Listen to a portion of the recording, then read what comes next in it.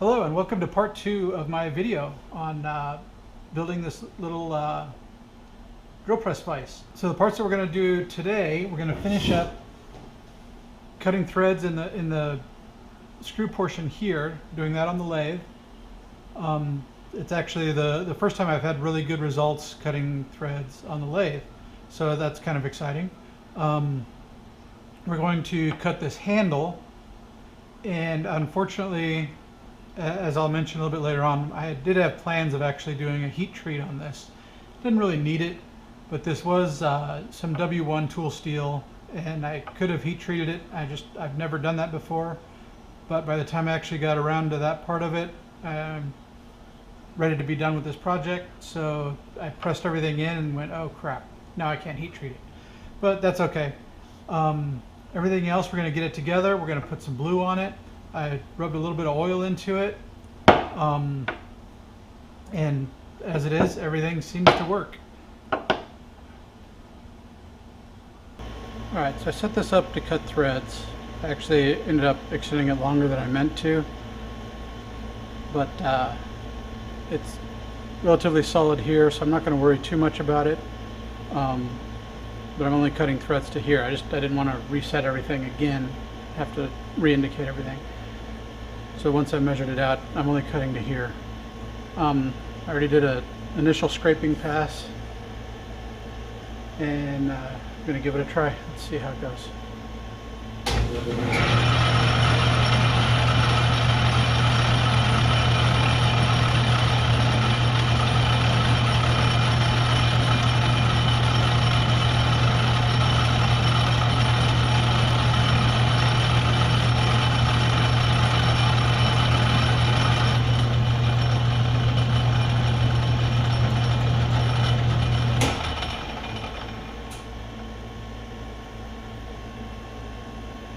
My plan, I don't usually do this, I usually time it, but I'm going to shut off between every time, that way I can line up, engage the nut right on the number, so I know I'm not getting off number. It'll take a little longer and it's a little more tedious, but hopefully I can get better results this way.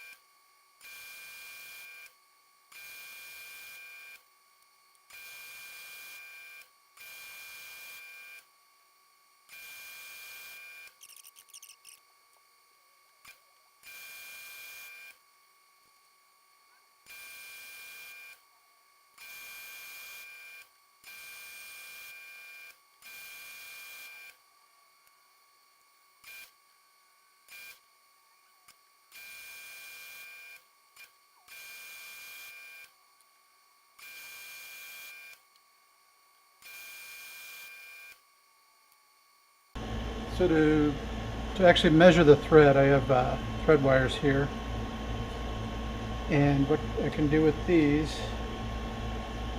is they have this little chart here that tells me I got to use the 0.45 wire size, which is these guys here, and then whatever the pitch diameter of the thread, which for half-inch thread the pitch diameter is 450 thousandths. When I use these, this will add 68 thousandths plus a few tenths. So I'm holding it right at 68. So I should be able to measure these at 5/18. And of course, this is the part that separates real machinists from hobbyists, because real machinists actually have 3 arms.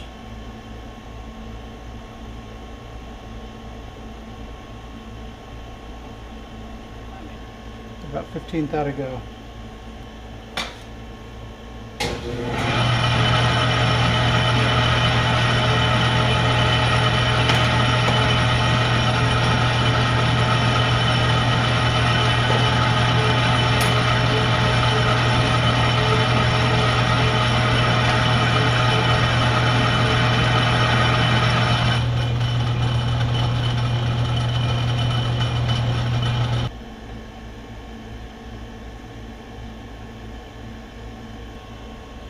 Alright, still got about 5 thou to go, so I'll do one more cut. Looks like I was on the right track.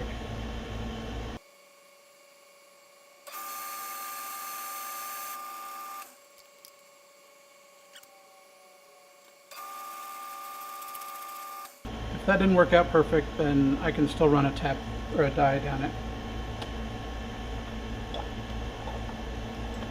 We're going to give that a try, see how it looks. Alright, so on this part here, I went ahead and chopped it off and cleaned it up pretty nice. Went over it with some Scotch-Brite, so it's actually pretty nice. It actually feels really good. It's a good feeling part. I do need to get a 1/4 of an inch hole drilled into this. Of course, drilling into circles kind of a pain in the butt. So I've got a 1/4 inch end mill here in the Bridgeport, and I'm just going to mill me off a flat, and then I'll come by with drill bit. I have one that's about 240-ish, and then I also have a 1/4 inch reamer. So I got these little triangles. I'm going to use these to kind of hold the round part, so they'll be able to sit nice and flush on the bottom, and this guy hopefully sticks out enough. Alright, swapped out the end mill for my edge finder.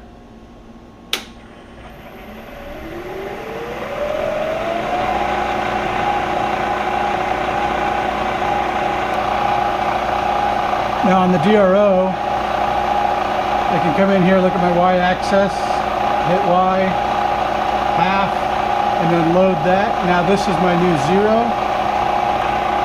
So if I crank this down to 0, I know I'm on the dead center of my circle here. Now I can come over here. Alright, and I can 0 that guy out. Now I know I'm exactly 1/100,000ths of an inch from the end here, and that has to do with the radius of the point here.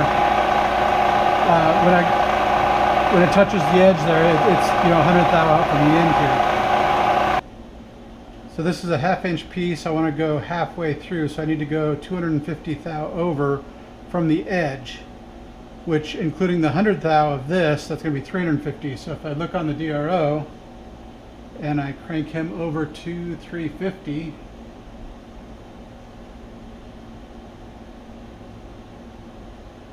all right, now I'm at the spot I want to be. This is where I'm going to want to drill that. So I'm going to go ahead and 0 this. 0, 0 is where my hole is going to go. So first, move it out of the way so I can swap out the edge finder.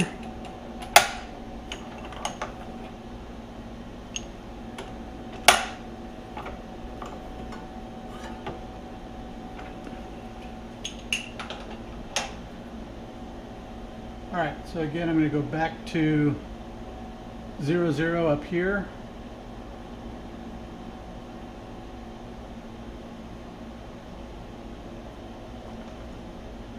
And then come down, and I'm just going to touch here.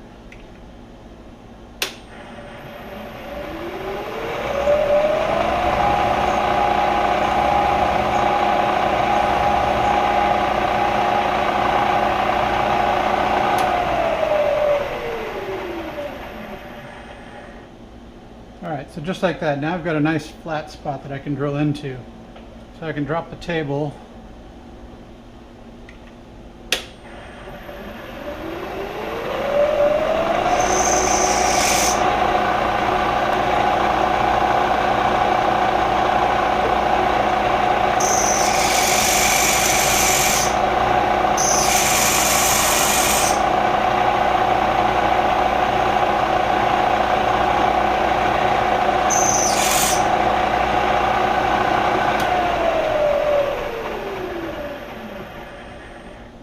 Alright, I guess if I can touch up this drill bit. Alright, I took it over to the grinder. Maybe you'll still hear it spinning down. And just touched it off. Just a little bit, just enough to clean it up. Hopefully it should be enough to drill a hole.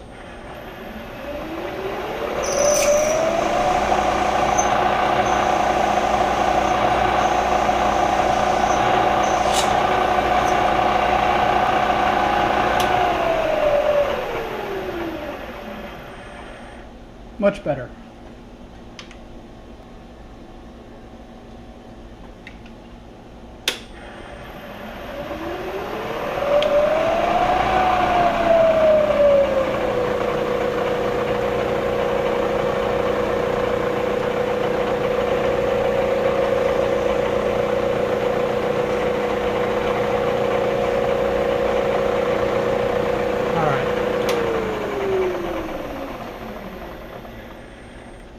Now I should have my 1/4 inch hole.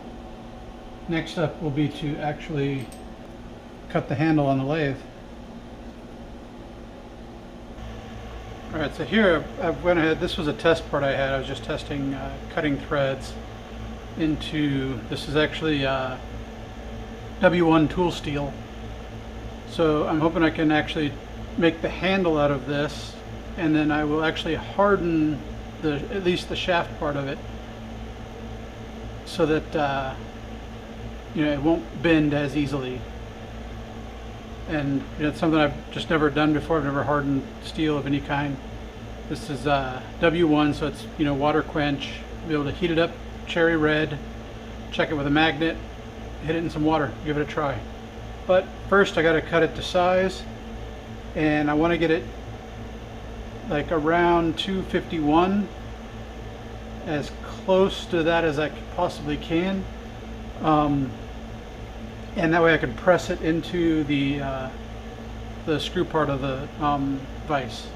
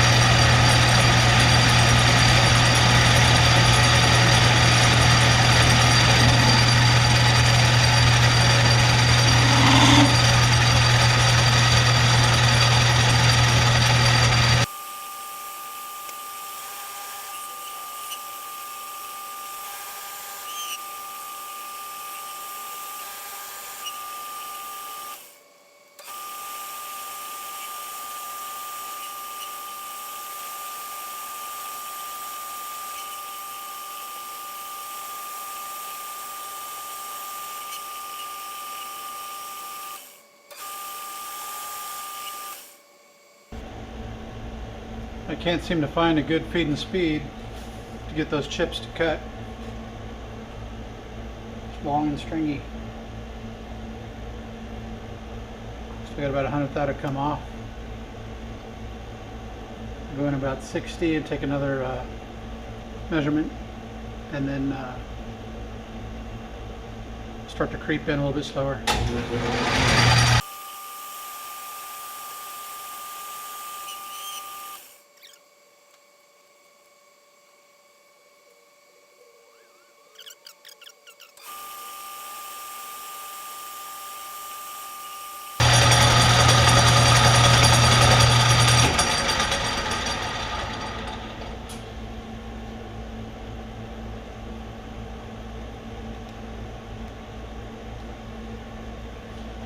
So unfortunately it's a little high on this side. What I may do is come in here with my knurling tool and knurl the center of this.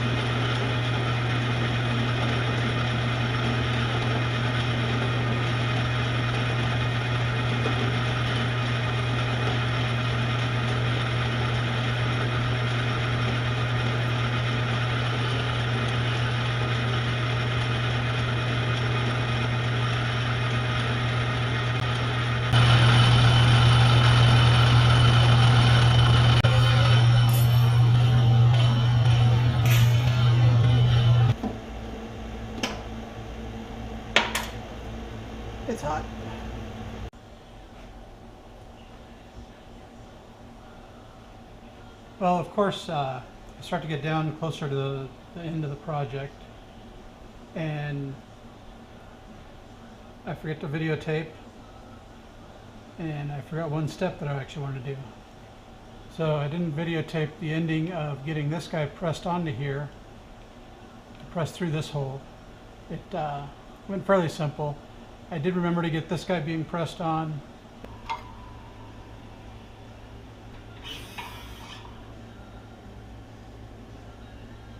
It looked very similar to doing that. So imagine that, only longer. Otherwise, you know, the handle's now done. We do one final sort of test fit.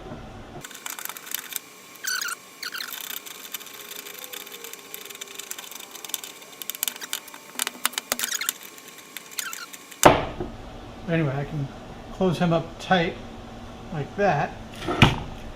Now I can take this back to the mill with the facing mill. I'll face this off so that these guys match up. They should be nice and flat. And then I'll face these ends off. It'll be a little bit difficult with the way these come up here, but that way this will be, you know, perfectly flat. Hot off the mill. Now this side's nice and flush. Both sides are nice and flush. And the tops of the jaw is nice and flush. So the last part of this, I'll disassemble the whole thing and use some of this super blue. That's just the cheap cold bluing. Seems to work pretty well, at least for tools and stuff. Kind of gives it a little bit of rust protection and something that'll hold oil. All right, so I went up and cleaned these things off. I hit them with a little bit of dish detergent and water. Get you know, any of the grease and whatnot off. I don't have any brake cleaner right now, so that was really the best thing I had. And definitely got a nice shiny machine finish to them.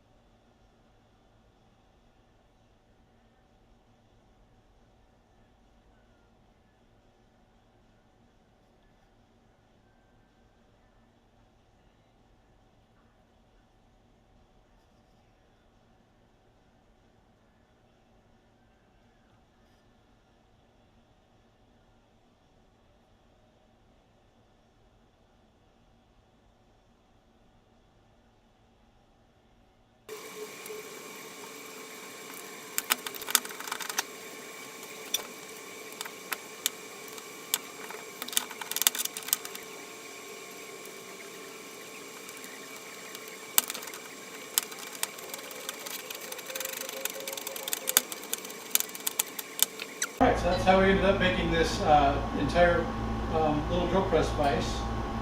This is actually going to be a gift for my best friend Mark. He just recently bought a house. It's got a small little workshop off the back of it. And I had actually one of the first tools I ever got when I was about 13 or 14, first like real tools, little benchtop Craftsman drill press my father got me as right around that time. I wanted to make some stilts. This was, you know, back in the 80s, probably early 80s, at least mid 80s. Either way, I was trying to make some stilts and borrowed my dad's drill. Had some 2x2s and some 2x4s. I cut them all up, drilled everything. None of the holes were even close to straight. So, you know, as kind of a consolatory gift, my father got me this Craftsman drill press. Served me really well now for the last, what has it been, 30 years. But now I've got, you know, bigger drill press. I've got the Bridgeport. No longer really needed a desktop or a benchtop drill press, so I went ahead and gave that to my buddy Mark. But also as a nice gift, I wanted to give him a little drill press vise. You know, it's heavy enough that it can clamp some wood in there and it'll keep it from jerking it around. So it should be a nice little vise. Thanks, Mark. Congratulations on your new house. Hope you enjoy it.